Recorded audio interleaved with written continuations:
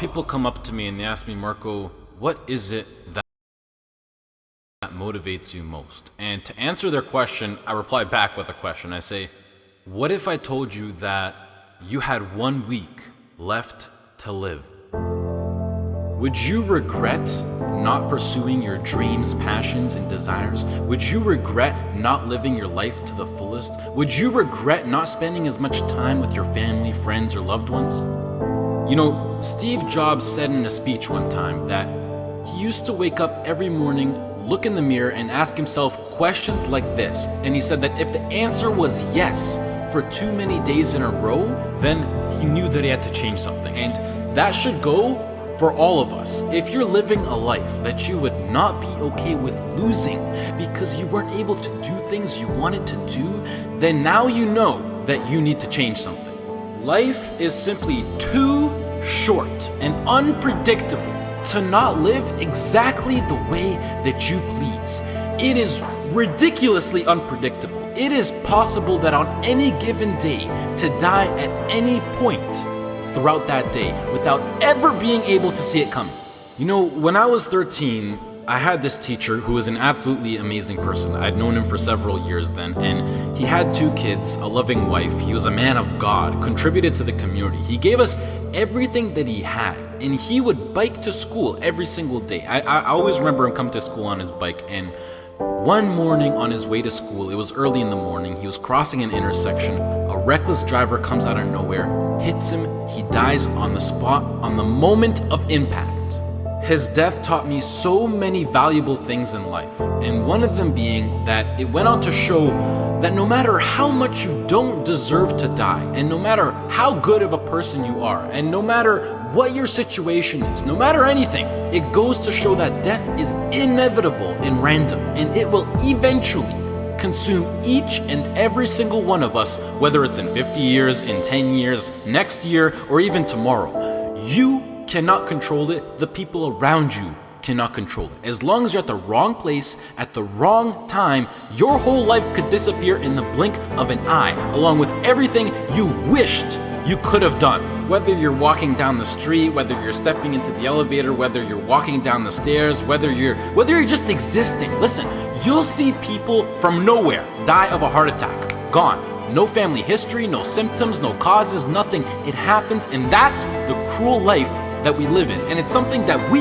cannot control. So what I want to make clear is that regardless of the path that you take in your life, at one point death will consume you. It doesn't care whether you floss your teeth in the morning, whether you raise a family or not, whether you go on to be rich, poor, a success, a failure, whatever, you are still going to die at one point. It is that simple, and knowing that you're going to die soon should be the biggest motivation to both make the difficult decisions in life and to get your ass out of bed in the morning. So now the question becomes, what is it that you truly have to lose?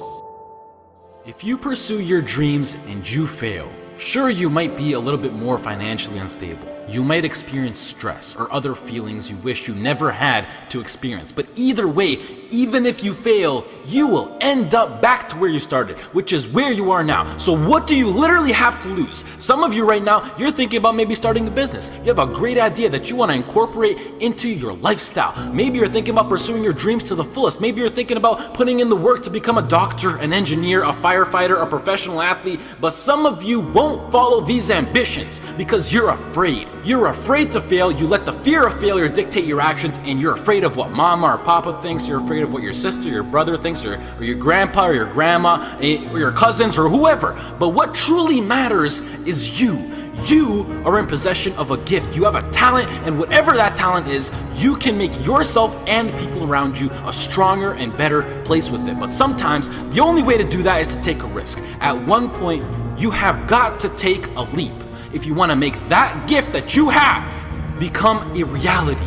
Otherwise, society will gladly accept you as a 9-to-5 slave working just to pay off your rent and to stay alive and to live for the weekend, which is the absolute worst way to live.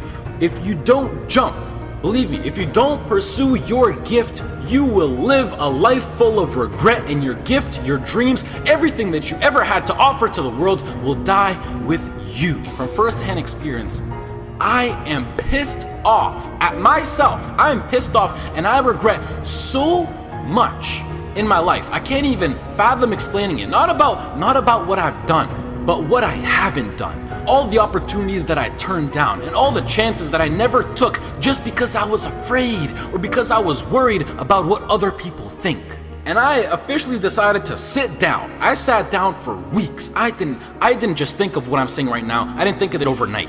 This is months. This is months of thinking, and I just sat down and I just wrote. And after comparing the randomness of death versus the chance of you failing while relentlessly pursuing your dreams versus the chance of you living a terrible life because you failed at pursuing your dreams versus just calling it a day right now and living a traditional Western world lifestyle versus everything you can think of versus absolutely everything. And I can gladly say that right now, as of this moment right here, I would rather live each day as if it were my last and take every risk possible in these sacred moments that I have on earth now to make myself as successful and happy as possible than to be sitting in my deathbed when I'm 90 years old regretting not taking a chance and thinking about what my life could have been if I just jumped when I was 18 or when I was 15 or when I was 22, because tomorrow is not a promise. I would rather die trying to live my dreams than to live a longer life filled with regret. Life is too short and too unpredictable to live it. I've seen it firsthand. It is not worth it to live it safe, basic, and traditional. But do you know why most people choose to live that safe life over taking risks in their life? I mean, there's a pretty good argument not to. Why would you? Why would you take a risk that puts you through stress, puts your family through stress, makes you lose sleep, makes you lose time, makes you put in the extra work, makes you take ridiculous chances that are 1 to 1,000? You know, but before I even continue, the fact that I'm even sitting here and talking is astonishingly ridiculous on its own. The chance of you being born is 1 to 400 trillion. That number is so big you cannot even wrap your head around it. But okay, what I wanted to say was that the reason why people don't want to take these risks is because right now they feel like they got a lot to lose and that their current situation is relatively nice. And most importantly, right now, they are comfortable. They got used to living basic within society standards, being with their friends every now and then, being well rested. They got comfortable. And when you get comfortable, you don't want to move. And that comfort zone, I like to call it the danger zone, because this comfort zone will persuade you to stay in there for as long as possible. And it is, I know how it is. I know the comfort zone. It is so convincing. It is so hard to escape comfort. I know. And as it persuades you to stay in there, you will literally, unconsciously, see, I'm so serious when I say this, you will literally see your whole life go right by you.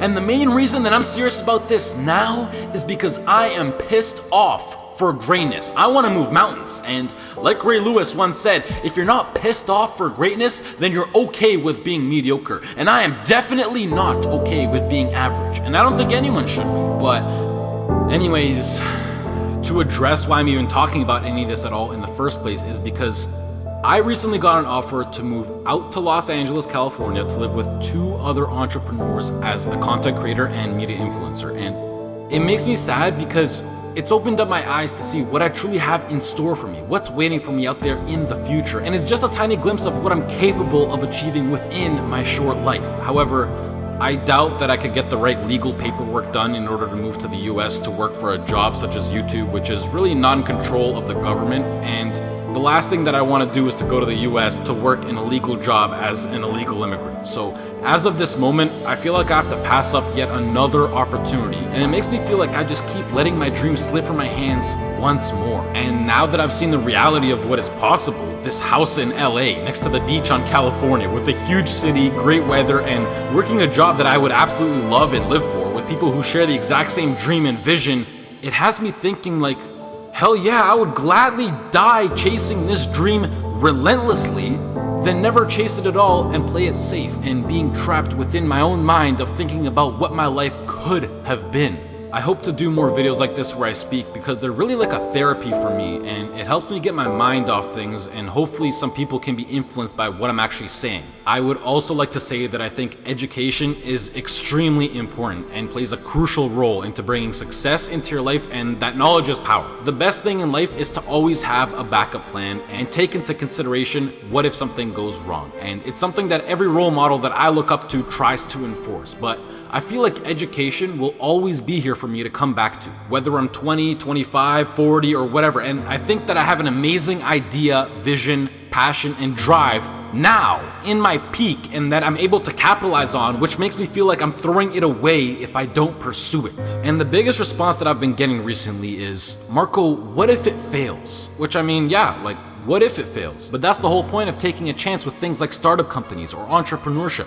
It's ridiculously high risk. Like, what if I get hit by a car? What if I lose my wallet? Or better yet, what if this succeeds? You know, it's easy to be negative or to be closed-minded, but I think it's easier to be optimistic and to be open-minded. And please do yourself a favor, which is a separate topic on its own for another time, but try to surround yourself with people who impose and promote positivity and good vibes. You will notice the tremendous effect that it has on your lifestyle. Starting your own business or being self-employed, although preferable, doesn't exactly require any kind of diploma or degree. And I think that with a proper business plan and with the drive that people like you who are watching this video fuel me with, I feel like I can accomplish anything. If you're still listening, I love you, mad respect. That's true loyalty right there. If you're less, this has been Marco. I hope you all have a great rest of the day, and goodbye.